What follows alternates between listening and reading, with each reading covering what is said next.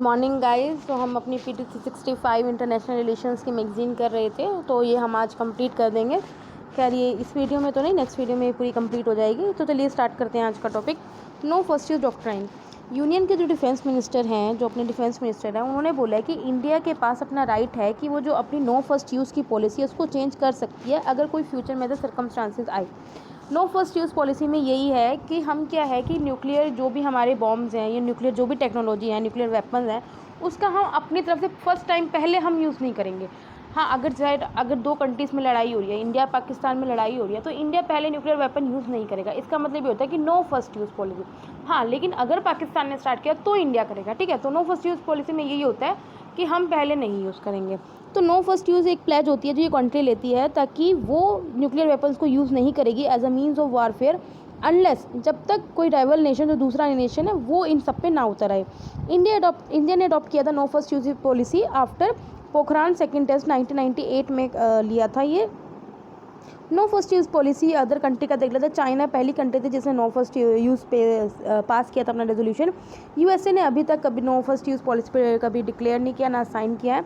1982 में जो यूएसएसआर है उसने जब वो बनता नहीं था, जब वो एक सेकेंड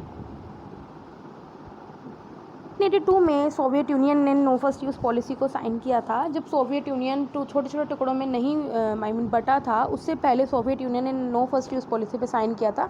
लेकिन जैसे ही जब रशिया अपना अलग हो गया था, तो 1993 में रशिया ने नो फर्स्ट यूज़ पॉलिसी से बैक स्टेप ले लिया था। पाकिस्तान ने भी अभी तक ऐसी कोई कमिटमेंट नहीं करी। तो आपको पता चल गया नो फर्स्ट यूज़ पॉलिसी क्या है। डिफेंस मिनिस्टर ने ये बोला है कि अगर फ्यूचर में कुछ सर्कमस्टेंसेस ऐसे हो सकते हैं तो हम अपनी जो ये साइन किया है हम इसको रिव्यू भी कर सकते हैं। अगर हमें चेंज करना पड़ा तो हम चेंज कर भी सकते हैं। आगे बढ़ते हैं। Cyber security, critical information infrastructure security in India. अभी क्या हुआ है, जो कुद्दनकुलम न्यूक्लियर पावर प्रोजेक्ट है उस पर क्या हुआ है, एक स्पाईवेयर ने जो साइबर का कुछ साइबर थ्रेट्स होते हैं, तो एक स्पाईवेयर ने क्या अटैक किया जिसका नाम है डी ट्रैक।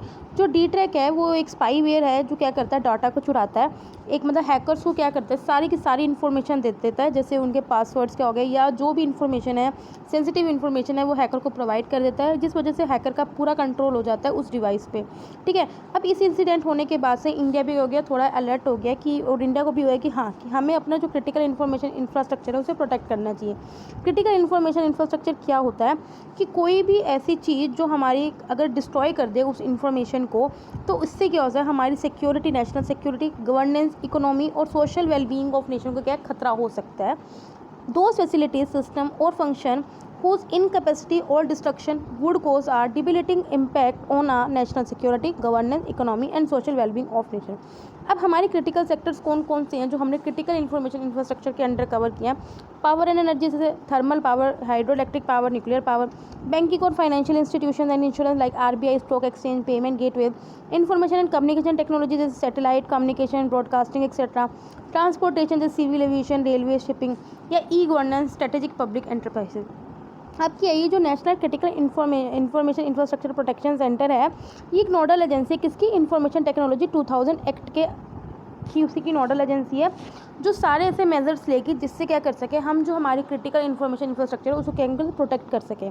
उससे एसोसिएटेड जो भी रिसर्च करेगी या टेक्नोलॉजीज जो यूज़ करेगी, जिसमें क्या है कि हम अपने जो इंफ्रास्ट्रक्चर है, इंफॉर्मेशन इंफ्रास्ट्रक्चर, उससे क्या कर सकें, प्रोटेक्ट कर सकें। जो साइबर सिक्योरिटी पॉलिसी 2013 में, उसी के कहने पे क्या हुआ था, इस सेंटर का क्या हुआ था, क्रिएशन हुआ था। Cyber security policy 2013 called for the creation of national critical information infrastructure protection centre. इसके अलावा हमारे पास और क्या मैं कहना चाहूँ, जो हमने साइबर सिक्योरिटी के लिए लिए हुए हैं इंडिया में, कंप्यूटर इमरजेंसी रिस्पॉन्सिव इंडिया। ये रिस्पॉन्सिबल है, सारी के सारी रिपोर्ट्स देती है, जो भी साइबर अटैक से रिलेटेड सारे के सारे रिपोर्ट्स कौन करती है, ये कंप्यूटर इंजीनियरिंग रिस्पॉन्स टीम है, कलेक्ट करती है। जो नेशनल साइबर कोऑर्डिनेशन सेंटर है, इसका काम क्या है कि जो भी इंटरनेट ट्रैफिक आ रहा है हमारी कंट्री में उसको स्कैन करता है, और जो भी अगर ऐसे कुछ अवेयरनेस वाली बात है तो उसमें क्या क्या अलर्ट करता है कि सिक्योरिटी एजेंसी को कि हाँ यार खतरा हो सकता है। तो कभी आप देखते हो कि कभी कभी क्या होता है, आपका इंटरनेट बंद कर देती है गवर्नमेंट, ठीक है, जैसे जम्मू एंड कश्मीर में 6-7 महीने से बंद रहा, वो इसलिए रहा है कि ताकि कोई भी हमारी नेशनल सिक्योरिटी को खतरा ना हो, ठीक है। अभी सी आया, जब कैब आया था, बिल आया था, सिटीजन अमेंडमेंट एक्ट, तो उसके बाद इतने प्रोटेस्ट हुए, तो उसके बाद भी यूपी में काफ़ी दिन तक क्या रहा, ये बंद रहा था, ठीक है। अयोध्या का जब जुरिस्डिक्शन आया था, उसका जजमेंट आया था, तब भी इंटरनेट को बंद कर दिया, इसीलिए थे ताकि कोई भी सिक्योरिटी को हमारी हानि ना पहुंच सके। साइबर सिक्योरिटी पॉलिसी नेक्स्ट में चलते हैं। 12th इंडिया सिक्योरिटी समिट हुई थी, ऑर्गेनाइज बाय किसने, आसोकाम ने करी थी। थीम क्या थी, towards new national cyber security strategy.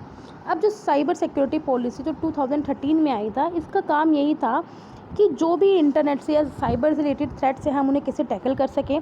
तो ये उन्हीं को क्या करती हैं, उसकी नेशनल नोडल एजेंसी है जो सारे साइबर सिक्योरिटी मैटर्स को क्या करती है, डील करती है। इसी ने क्या किया, हमने पढ़ चुके हैं, national critical information infrastructure protection centre भी इसी ने क्रिएट किया था। इसके पास जो वर्कफोर्स है वो 510 लोगों की वर्कफोर्स है साइबर सिक्योरिटी में। ये प्रोवाइड करते हैं physical benefits to businesses to adopt best security practices. अब यार इतनी बड़ी बड़ी कंपनीज़ हैं, एमएनसीज़ हैं, तो उन्हें भी ये क्या बेनिफिट्स देती है कि आप किस तरह से मतलब कि क्या यूज़ करके आप अपनी डाटा को क्या कर सकते हो, सिक्योर रख सकते हो। इसने टेस्टिंग लैब्स भी सेटअप किया गया जिससे वो रेगुलरली चेक करते हैं सेफ्टी ऑफ इक्विपमेंट। इसने साइबर इकोसिस्टम को क्रिएट किया हुआ है पब्लिक प्राइवेट पार्टनरशिप के साथ, collaborative engagement through technical and operational cooperation. ये क्या करती है, बिल्ड करती है, जिससे हम जो सिक्योरिटी टेक्नोलॉजीज़ को बिल्ड करती है थ्रू रिसर्च वगैरह, ठीक है। रिसर्च या डेवलपमेंट से हम न्यू टेक्नोलॉजीज इन्वेंट करते हैं कि जिससे हम ज़्यादा से ज़्यादा क्या अपनी जो इंफ्रास्ट्रक्चर, जो इंफॉर्मेशन इंफ्रास्ट्रक्चर है उसको क्या कर सके, प्रोटेक्ट कर सके, या जो भी साइबर है उसको एक सेफ प्लेस बना सकें। आगे पढ़ते हैं, Indian cyber crime coordination centre. Ministry of home affairs ने अभी इनॉग्रेट किया है Indian cyber crime coordination centre और लॉन्च किया साथ में national cyber crime reporting portal. अब ये जो Indian cyber crime coordination centre ये है क्या, देखो इसका जो अप्रूव हो गया था, ये ऑलरेडी अक्टूबर 2018 में इसको सेटअप कर दिया था 2 साल के लिए। जो क्या करता है, जितने भी all types of cyber crimes को क्या करता है, डील करता है कॉम्प्रिहेंसिव और कोऑर्डिनेटेड मैनर में। इसका जो सेंटर है वो न्यू दिल्ली में लोकेटेड है। जो national cyber crime reporting portal है, इसके अंदर भी बहुत काम है, जैसे इसके अंदर national cyber crime threat analysis unit भी है, platform for joint cyber crime investigation team भी है। मतलब डिफरेंट इंस्टीट्यूशन हैं या डिफरेंट सेंटर हैं या टीम्स हैं इसके अंदर जो अपना अपना काम करती हैं इसी फील्ड में। National cyber crime forensic laboratory भी है, national cyber crime training centre भी है, cyber crime ecosystem management unit, national cyber research and innovation centre, ठीक है। तो इसमें ये बताया है कि ये एक कंपोनेंट है स्कीम का, जिसके अंदर और भी ऑर्गेनाइजेशन है। जो एनसीआरपी है ये क्या करता है, हम सिटीजन्स को एम्पावर करता है कि अगर आपकी कोई भी साइबर क्राइम से रिलेटेड कंप्लेंट है तो वो आप ऑनलाइन क्या कर सकते हो, रजिस्टर कर सकते हो इस पोर्टल के through, national cyber crime reporting portal के थ्रू। और ये स्पेशली फोकस करता है उन कंप्लेंट्स पे या जो उन क्राइम्स पे जो वुमेन के अगेंस्ट हो रखे हो, चिल्ड्रंस के अगेंस्ट, या particularly child pornography, child sex abuse material, या ऑनलाइन कंटेंट ऐसा भी जो रेप्स थ्रेट दे, या फिर गैंग रेप्स या फाइनेंशियल क्राइम की कोई भी ऐसी चीज़ है उससे ये डील करते हैं। Regional cyber crime coordination centre को भी सेटअप करने की बात हुई है जो स्टेट और यूटी लेवल पे, और करंटली 15 स्टेट्स और यूटी में कॉन्सेंट दे भी दिया कि हाँ कि वो रीजनल अपना साइबर क्राइम कोऑर्डिनेशन सेंटर खोलेगी। आगे बढ़ते हैं, रशियन लेड रेजोल्यूशन और साइबर क्राइम ट्रीटी। अभी क्या हुआ है, रशिया चाह रहा है कि साइबर क्राइम पे एक सेपरेट कन्वेंशन होना चाहिए, तो इंडिया ने उसके फेवर में ही वोट किया कि हाँ कि होना चाहिए। तो India voted in favour of Russian led UN resolution to set up a separate convention on cyber crime. अब इस कन्वेंशन में क्या है, रशिया ने अभी प्रपोज़ किया है काउंटरिंग की जो भी इंफॉर्मेशन या कम्युनिकेशन टेक्नोलॉजी को हम क्रिमिनल पर्पस में यूज़ करते हैं तो उससे हम काउंटर कर सकें। तो ये कमेटी के द्वारा जो UNGA United nation general assembly के कमेटी के द्वारा इस प्रपोज़ल को क्या कर दिया गया, पास कर दिया गया है। और ये प्रपोज़ल किसने रखा था, रशियन ने रखा था। अब प्रपोज़ल क्रिएट करता है कि हम एक कमेटी ऐसी खोलेंगे, न्यूयॉर्क में खोलेंगे अगस्त 2020 में, जो क्या करेगी, जितने भी नेशन स्टेट्स के हैं हम कोऑर्डिनेट कर सकते हैं, डाटा को शेयर कर सकते हैं, ताकि जो साइबर रिलेटेड क्राइम्स है उसको हम प्रिवेंट कर सकें। ये देखो अभी हमारा ब्यूटाबस्ट कन्वेंशन एक ओनली कन्वेंशन है जो साइबर क्राइम से रिलेटेड है, ठीक है। लेकिन जो ये कन्वेंशन, जो नया कन्वेंशन आएगा वो क्या है, ब्यूटाबस्ट कन्वेंशन से काफ़ी वाइडर है, एक्सपेंशन फॉर्म में है। इसमें क्या है कि हम क्रॉस बॉर्डर डाटा का एक्सेस ले सकते हैं, और अगर कोई दूसरी कंट्री भी एक लिमिट तक है कि वो मना कर सकते हैं, लिमिट्स भी हम लगाएंगे कि हाँ कि आप रिफ्यूज़ नहीं कर सकते, and limiting the ability of signatory to refuse to provide access to required data. US, European officials और ह्यूमन राइट्स ग्रुप ने भी देखा है कि हाँ ये अच्छा पार्ट है ठीक है, जिससे क्या है कि हम इंटरनेट को मतलब कि जो इंटरनेट से रिलेटेड क्राइम्स हैं उनको कंट्रोल कर सकते हैं। ब्यूडापेस्ट कन्वेंशन देख लेते हैं साइबर क्राइम पे। ये काउंसिल ऑफ यूरोप का कन्वेंशन है, जिसे ब्यूडापेस्ट कन्वेंशन भी बोलते हैं, जो 2001 में आया था। और ये सिर्फ अकेला ऐसा कन्वेंशन है जो साइबर क्राइम पे है, और ये बाइंडिंग इंटरनेशनल इंस्ट्रूमेंट है जो एड्रेस करता है इंटरनेट या कंप्यूटर क्राइम्स को लेके। ये डील्स विद द ये सारे रिलेटेड, ये कॉपीराइट से related, computer related fraud, child pornography, violation of network security, इन सब में मैटर्स में डील करता है। इसके बाद कॉमन क्रिमिनल पॉलिसी है जो ये करती है कि हमें अडॉप्ट करना चाहिए, कोई अप्रोप्रिएट लॉ अडॉप्ट करना चाहिए। इंटरनेशनल हमें पुलिस को थोड़ा स्पीड अप करना चाहिए, इन्हेंस करना चाहिए। और जुडिशल के कोऑपरेशन, मतलब कि हर एक जो कंट्रीज़ हैं उन सबको कोऑर्डिनेट करना चाहिए, जुरिस्डिक्शन के मामले में, पुलिस के मामले में भी और लॉज के मामले में भी। जो कन्वेंशन है उसमें 56 मेंबर्स हैं, यूएसए भी है, यूके भी, और इंडिया इसका मेंबर नहीं है। तो ये ज़रा याद रखना कि इंडिया बुडापेस्ट कन्वेंशन का मेंबर नहीं है। इंडिया ने आर्ग्यूड किया था नेशनल सॉवरेंटी इश्यूज़ के बारे में कि नेशनल सॉवरेंटी हमें इश्यूज़ हैं, इसलिए उन्होंने बुडापेस्ट कन्वेंशन को नहीं साइन किया था, क्योंकि उसको पता है यार कि मुझे इन्फॉर्मेशन अपनी देनी पड़ेगी, ठीक है, तो इसलिए नहीं किया। नेक्स्ट है challenge of ISIS in India. Islamic state के टेरर ग्रुप ने अभी क्लेम किया है कि फ़र्स्ट टाइम उन्होंने इंडिया में अपना एक प्रोविंस एस्टेब्लिश कर लिया है। अभी क्या हुआ था, कह रहे हैं कि मिलिटेंट्स और सिक्योरिटी फोर्स के बीच में क्लैश हुआ था कश्मीर रीजन में, जिसमें कुछ मिलिटेंट को किल्ड कर दिया गया था और साथ में कुछ उनके साथ और लोगों को भी। अब जो इस्लामिक स्टेट है उन्हें पहले ISIS के नाम से जानते थे, ताकि Islamic state of Iraq and Syria एक टेरर ग्रुप है जिसका काम मकसद ये है कि ताकि वो एस्टेब्लिश कर सके Islamic state based on the sharia law और द इस्लामिक एलिमेंट। जो IS की अमक न्यूज़ एजेंसी है उसने ये बोला है कि हमने न्यू प्रोविंस इंडिया में खोल लिया, जिसको उनको नाम दिया है विलाया ऑफ हिंद। उनको नाम क्या दिया है, विलाया ऑफ हिंद। लेकिन इसने कोई भी ब्रांच के बारे में नहीं बताई कितनी हमने जोग्राफिक उसकी रेमिट रखी है। पास्ट में क्या था, जो इस्लामिक स्टेट है उसने कोशिश करी थी कि इंडिया को वो कन्वर्ट कर सके खुरासान स्टेट। खुरासान स्टेट में वो किन किन रीजन्स को चाहती है, वो अफ़गानिस्तान को कवर करना चाहती है, पाकिस्तान को कवर करना चाहती है, इंडिया के कुछ पार्ट्स को कवर करना चाहती है और कुछ सराउंडिंग कंट्रीज़ को कवर करना चाहती है। जो इस्लामिक स्टेट है इराक और सीरिया की, वो क्या चाहती है कि हम एक खुरासान स्टेट बनाएं। और वो क्या चाहती है, खुरासान स्टेट में क्या क्या कवर है, जैसे अफ़गानिस्तान, पाकिस्तान, इंडिया के कुछ पार्ट्स और कुछ सराउंडिंग कंट्रीज़, ठीक है। कुछ रिलेटेड न्यूज़ देख लेते हैं। ऑपरेशन कायला मुलार था, ये USA का ऑपरेशन था जो कि एंड हो गया था जब किसने इस्लामिक स्टेट चीफ की अबू बकर अल बगदादी की डेथ कर दी थी। खुराइस ऑयल फील्ड, क्या हुआ था, ड्रोन अटैक हुआ था। जो अकाबिया ऑयल फील्ड है खुराइस की, जो कि रियाद सऊदी अरब में है, उस पर ड्रोन अटैक हुआ था। तो ये सऊदी अरब के द्वारा स्टेट ओन ऑयल कंपनी है। तो इस वजह से क्या हुआ था, ऑयल प्राइसेस में काफ़ी वोलेटिलिटी हो गई थी, मतलब कि काफ़ी उतार चढ़ाव हो गया था ऑयल के प्राइसेस में। तब ये ऑपरेशन कायला मुलार शुरू किया था, ठीक है। ग्लोबल टेररिज्म इंडेक्स को अभी सिडनी के बेस्ड एक institute for economics and peace में पब्लिश किया गया है। ग्लोबल टेररिज्म इंडेक्स में क्या है, ये पूरा प्रोवाइड करता है कि भी क्या ग्लोबली ट्रेंड चल रहे हैं टेररिज्म से रिलेटेड।